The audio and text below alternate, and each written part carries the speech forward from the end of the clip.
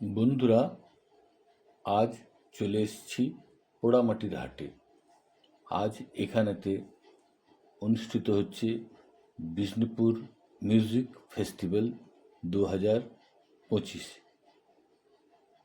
এখানেতে 3 দিন ব্যাপী ক্লাসিক্যাল, ভোকাল এবং মিউজিক প্রোগ্রাম অনুষ্ঠিত হবে। দেশের বিভিন্ন প্রান্ত থেকে ভালো ভালো গুণী শিল্পী সব চলে এসছে এখানেতে পারফর্ম করার জন্য। এটা একটা বিখ্যাত মঞ্চ। এখানেতে আমরা এখন চলে এসেছি। খুব সুন্দর সাজানো হয়েছে, অপূর্ব দৃশ্য লাগছে। আলোর সজ্জা তো খুবই সুন্দর। এছাড়া মঞ্চও খুব সুন্দর সাজানো হয়েছে পোড়ামাটির ঘোড়া দিয়ে। প্রচুর লোকজন এসছে, ভালো ভালো শিল্পী এসছে বলে ভিড়ও ভালো হয়েছে। তো আজকে শেষ দিনেতে আমরা চলে এসেছি বিষ্ণুপুর মিউজিক্যাল ফেস্টিভ্যাল। আমার কিছু বন্ধুবান্ধব, তাদের সঙ্গে দেখা হয়ে গেল, তারাও এসছে, সকলে এসছে। দূর দূরান্তের থেকেও লোক এসছে, বাইরের থেকে হোটেল সব বুক তারা বিষ্ণুপুর ফেস্টিভ্যাল দেখার জন্য।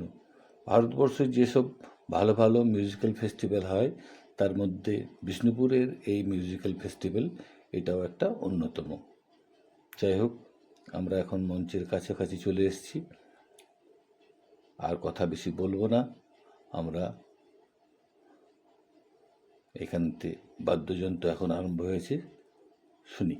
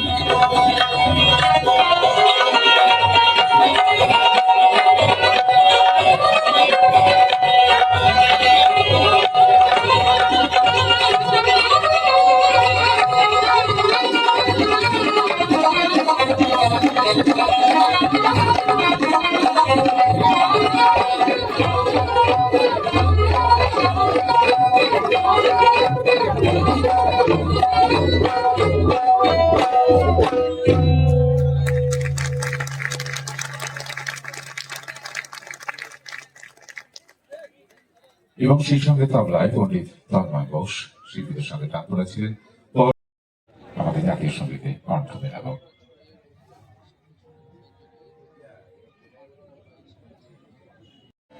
আর আর্ট এখানে খুবই ভালোভাবে এখানে আর্টের এক্সিবিশন হয়।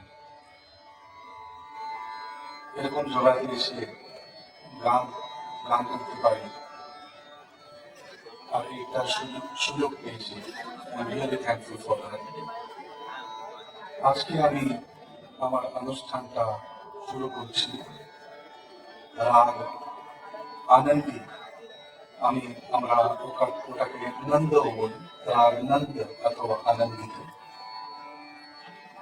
বিলম্বিত রূপক তালের বন্দিশ, তারপরে 3 তালের একটা বন্দিশ শুনবো। টাইমটা একটু কম আছে, সেই হিসেবে একটু গাইবার চেষ্টা করবো।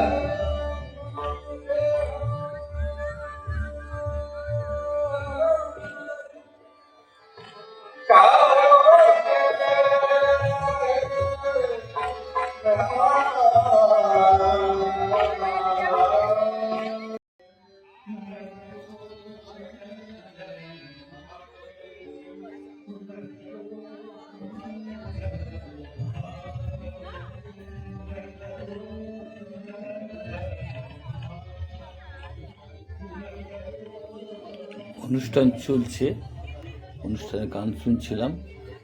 দেখছি এখানে অনেক স্টল বসেছে, বিষ্ণুপুরের বিভিন্ন রকম স্টল রয়েছে, সেগুলো একটু দেখে নিলাম।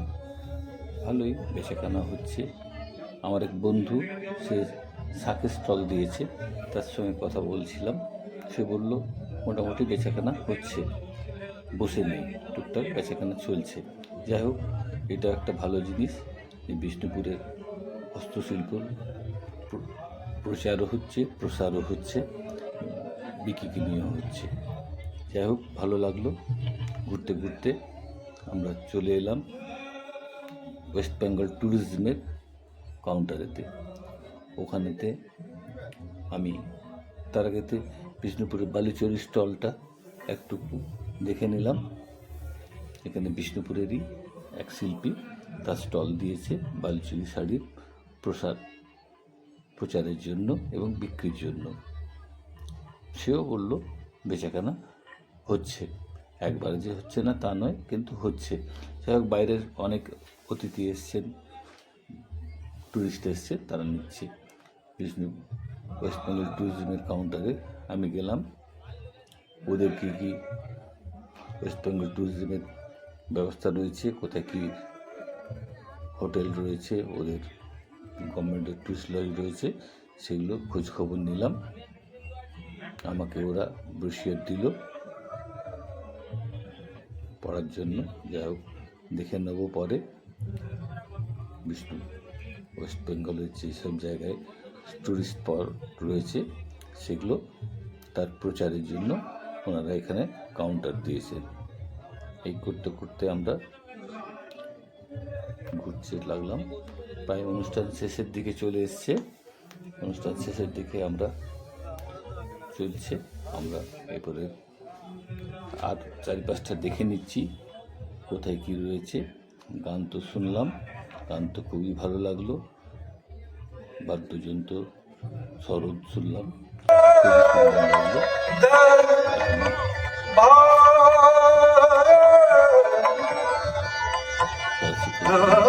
চলছে